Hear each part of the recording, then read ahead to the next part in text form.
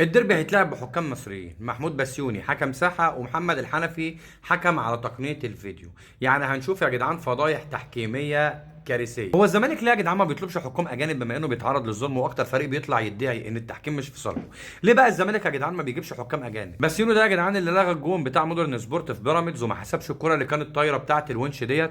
ده غير كمان يا جدعان ان هو كان على الفار في ماتش المحلة برضه ضد بيراميدز ورسم خطوط غلط ضد المحلة. يعني يا جدعان الحكام ديت ليها كوارث وملفاتها وصفحاتها وصفحاتها سودة. عايز اقول لك يا جدعان ان بالنسبه لنا انا مش فارق معايا حكام مصريين حكام اجانب. لعيبه الاهلي مركزه هتكسب، لعيبه الاهلي مش مركزه مش هتكسب الماتش. هتقولي بقى التحكيم في صالحك او مش في صالحي، مفيش القصه ديت، انت بتلعب انت فاهمني ولا ربنا يقدرك عليه. ولكن يا جدعان التحكيم انا بالنسبه لي مش هستنى ان التحكيم يحسب لي حاجه. انا عايز انزل اكسب، انزل هات جون واثنين وثلاثه وما تبصش للتحكيم، ما تركزش في تحكيم هتكسب. ركزت في تحكيم ومركز مع الحكم ومركز مع الاخطاء التحكيميه يبقى مش هنشوف مكسب. فيا جدعان انا عايز اقول لك ان الزمالك بيحكها وما بيعرفش يجيب رزقها من الاخر سكه ودغري. يعني عايز يجيب حكام اجانب عشان المظلوميه، وفي نفس الوقت لما في حكام مصريين بتحكم بيرضى قشطه بالامر الواقع وبيبقى قشطه فرحان والدنيا دايسه معاه حلاوه.